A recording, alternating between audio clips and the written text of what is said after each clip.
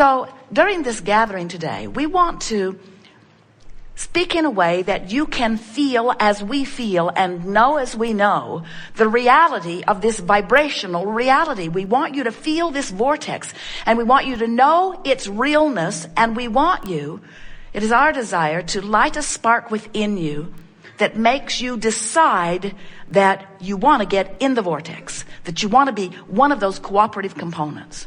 Now, it's perfectly possible, may happen to you often.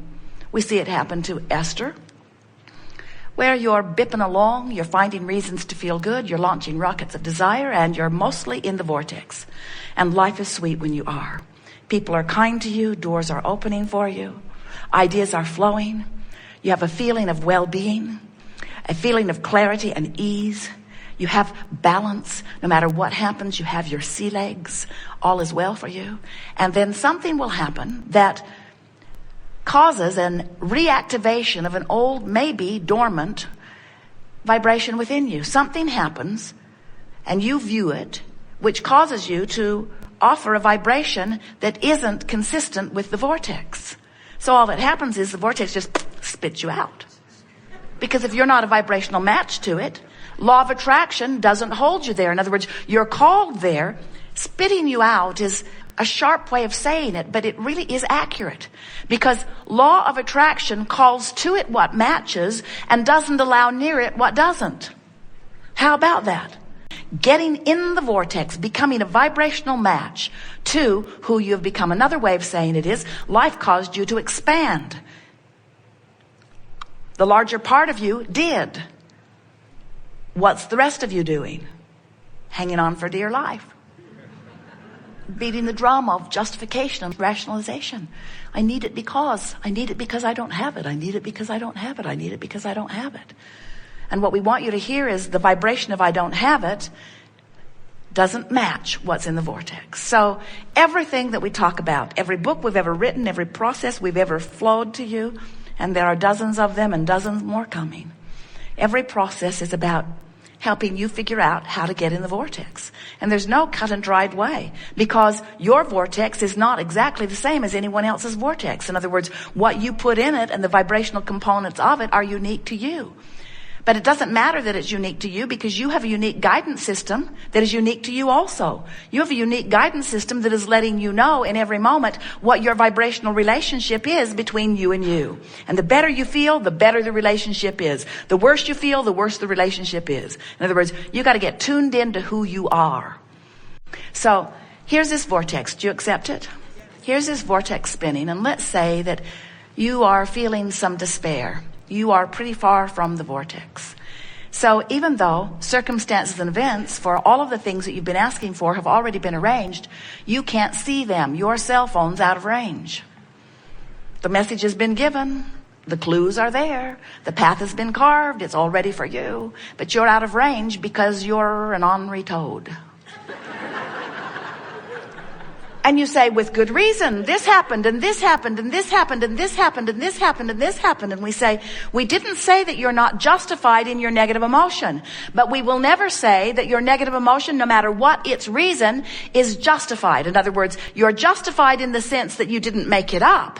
But from our point of view, there is no excuse in the world that is big enough to keep you outside of this vortex where everything that you want is. It must just be a misunderstanding. We do not think that you would deliberately hold yourself away from who you are, from all you are, and from all you want. You must just be doing it because you don't know any better. Or because you've got habits of thought that are a little hard to break. So this gathering is about figuring out how to change those thoughts, and therefore change that vibration, and therefore change that relationship, and therefore change that emotion, and therefore change the way things are manifesting in your experience. Now, we've been a little heavy here because you are powerful in your desire. And you're doing extremely well. Look how well things are going. But in order for things to go even better, you've got to make peace with how things are already going. Seems like a backwards approach. When we say to someone who doesn't have something they want, well, you just have to make peace with it. They worry. They say, if I make peace with it, won't the universe say, oh, she's happy with that. Don't bother going to work for her. We say, it doesn't work like that at all. When you make peace with it, you stop resistance. When you let go of the struggle, you soften resistance. Anything that makes you feel better allows you to be swept into the vortex more easily. Well, now you know everything we know that matters. There is nothing more that we could tell you that is of importance. Now you just have to practice getting in the vortex. Esther has been in and out of the vortex, more in than out, almost all of her life. And recently figured out how to get in there on purpose. And as she began to stay in there more consistently, in other words, in, out, in, out, in, out, in, out, in, out, in, she began announcing to Jerry, I'm never coming out. I'm never coming out. Because just the elation of life, the way she felt, the clarity of her mind, her response to the world, the way the world looked, the way the world was responding to her. Why would anybody ever want to be out of the vortex? And then something happened, out she was. She was really irritated about being out. But then she remembered how easy it was to get back in. She developed this sort of regimen where she would lay in her bed every night before she would go to sleep and make lists in her mind of things that she appreciated. And in the morning when she would awaken, she would lie there and find those things again.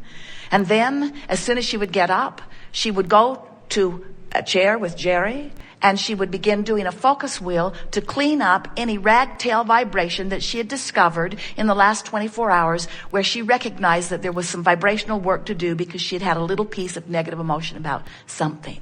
And once the negative emotion was activated because of her attention to it and then released or deactivated because of the focus wheel process that she was doing, she would go into rampages of appreciation and long lists of positive aspects. And the whole process took about an hour a day, 15 minutes before she went to bed, 15 minutes when she woke up, and then about a half an hour of processes.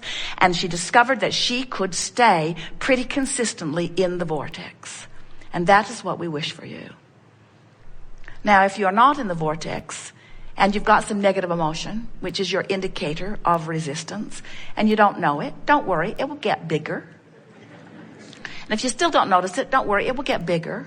Because everything that you are living at all times, every manifestation that surrounds you is an in-the-moment indication of the vibrational relationship between you and you. We're not kidding you. There is nothing that happens to you that is because of something else. The traffic you're in is because of this relationship.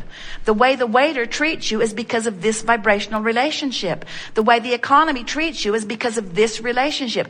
Everything that you are living is an indicator of your vibration. Don't you love that? Don't you love knowing that if your body has some symptom or some diagnosis has been assigned, all it is an indicator of your vibrational relationship between who you've become and who you're letting yourself be. That's all that it is. So it would not matter what the diagnosis is that has been given to you. It's only an indicator of a vibration that you can change.